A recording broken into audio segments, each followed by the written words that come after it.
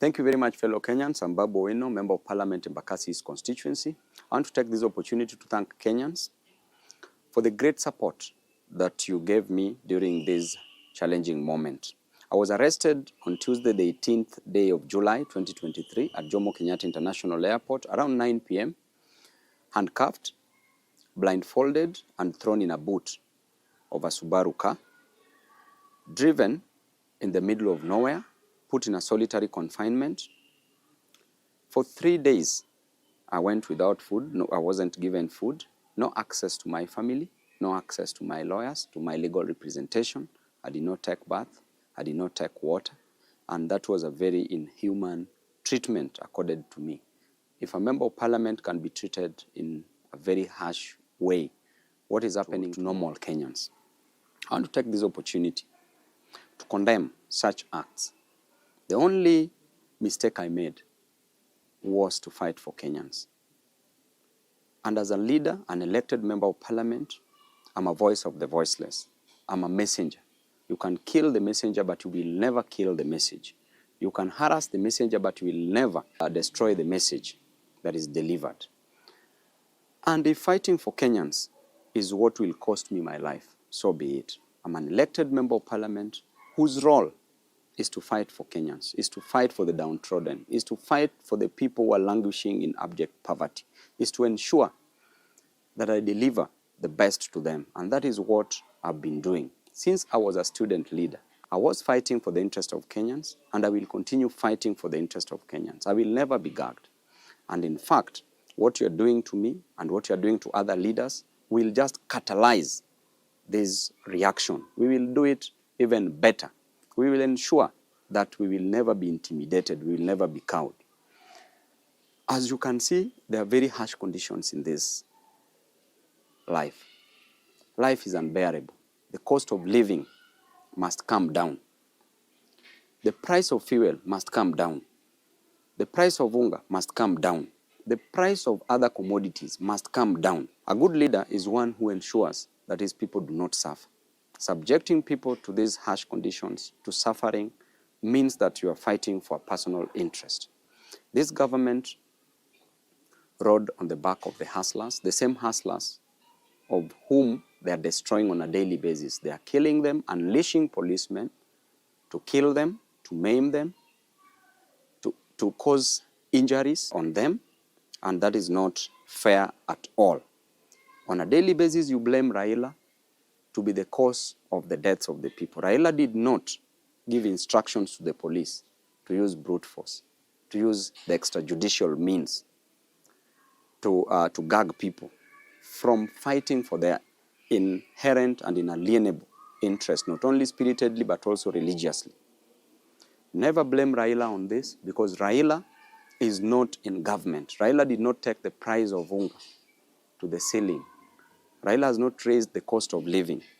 You as President Ruto, you as Rigathi Gachagua, what you are doing to the people is to deny them their fundamental human rights. In addition to that, you are killing them. You are destroying them. These hustlers, what will you tell them in 2027? How will you explain to them that you are the same person who used to fight for their interest, that you are the same person who condemned the extrajudicial killings? How will you explain to these hustlers? And I can tell you, even in the Bible itself, a story is told in the book of 1 Kings from chapter 12.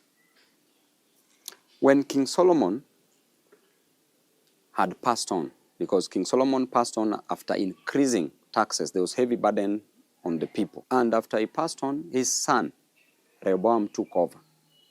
People went to Rehoboam as the new king and requested that the burden be lifted from their shoulders, that the cost of living to go down. And I invite you as Ruto to read this book, because it will teach you a lot. When people talked to Rehoboam to reduce the cost of living, he told them that he would go and consult the people who had worked with his father, the elders. When he went to the elders told him to listen to the voice of the voiceless, to listen to his people and reduce the cost of living. His father went to the young men whom he grew up with. his age mates, who advised him that he should be harsh on the people. He went back to the people, told the people that I have a solution for the heavy burdens on your shoulder, and the solution is simple. That number one, my little finger is thicker than my father's waist. That is what Rehoboam told the people. Number two, he said, if my father used whips on you, I will unleash scorpions on you. The third thing that Rehoboam told the people is that if there is heavy burden on you, I will make it heavier. This made people to rebel. Because of the harsh treatment of the people, it led to the 12 tribes being divided into two kingdoms. One kingdom was the kingdom of Judah, which comprised of the two tribes, ruled by Rehoboam as the king, just as what is happening. And the other 10 tribes rebelled, and they formed the kingdom of Israel that was ruled by Jeroboam. And I can assure you that if you impose heavy taxes on your people, you are meant to go down.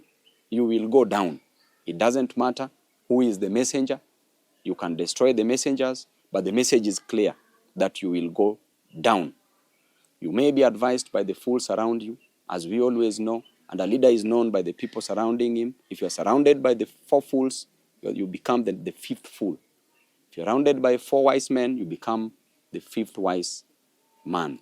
But as things are clear, in black and white, you are surrounded by fools. I can clearly tell you that Kenya, where it is headed, just like in the Bible, will go down because of the heavy cost of living you're imposing on the people.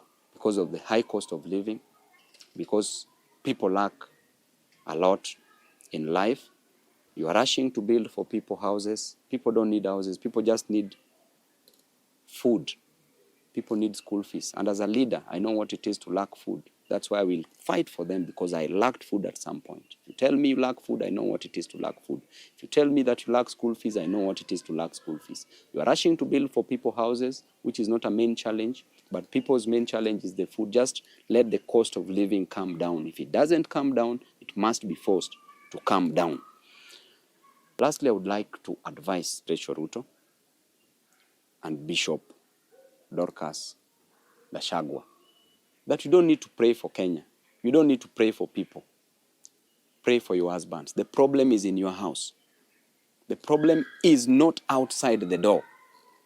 You are living with the problem. Don't cast the demons. Look near you. You will see them. We will continue fighting, and to Kenyans, we will always fight for you. Members of the press, we thank you very much for being on the side of the people. Tibim.